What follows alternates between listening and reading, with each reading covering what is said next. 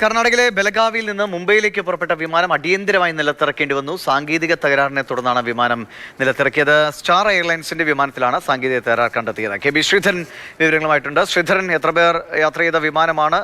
വലിയ അപകടകരമല്ലാത്ത സാഹചര്യത്തിൽ തന്നെ തിരിച്ചിറക്കാൻ കഴിഞ്ഞോ? ദീക്ഷ, ബെലഗാവിയിൽ നിന്ന് പുറപ്പെട്ട് 15 മിനിറ്റകം തന്നെ വിമാനത്തിന് സാങ്കേതിക തകരാർ കണ്ടെത്തി. ഇതിനെ തുടർന്നാണ് അടിയന്തരമായി പൈലറ്റ് വിമാനം തിരിച്ചിറക്കിയത്. സ്റ്റാർ എയർവേസിന്റെ വിമാനമാണ്.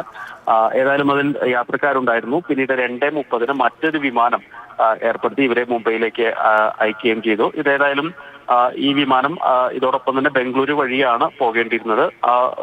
അതിലെ യാത്രക്കാരെയും മറ്റൊരു വിമാനത്തിലേക്ക് കയറ്റി വിടുകയാണ് ചെയ്തത്. ഏതായാലും എന്താണ് സംഭവിച്ചത്, തകരാർ സംഭവിച്ചത് സംബന്ധിച്ച് ഇപ്പോൾ അന്വേഷണം ആരംഭിച്ചിട്ടുണ്ട്.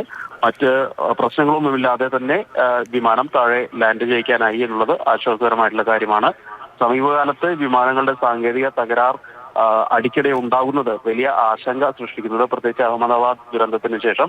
ഏതായാലും ഇന്ന് വലിയ പ്രശ്നങ്ങളില്ലാതെ വിമാനം താഴേക്ക് ഇറക്കാനായി. അത് പൈലറ്റ് വളരെ ശ്രമകരമായിട്ടാണ് വിമാനം താഴേക്ക് ഇറക്കിയതെന്നും റിപ്പോർട്ടുകൾ വരുന്നുണ്ട്. ഏതായാലും യാത്രക്കാരെല്ലാം സുരക്ഷിതരാണ് എന്നുള്ള വിവരം തന്നെയാണ് പുറത്തു വരുന്നത്. ഇവരെല്ലാം തന്നെ മറ്റൊരു വിമാനത്തിൽ ഇപ്പോൾ മുംബൈയിലേക്ക് കയറ്റി വിട്ടിട്ടുണ്ട്. ശരി. കെ ബി ശ്രീധരനാണ് വിവരങ്ങൾ നൽകിയത് ബംഗളൂരുവിൽ നിന്ന്.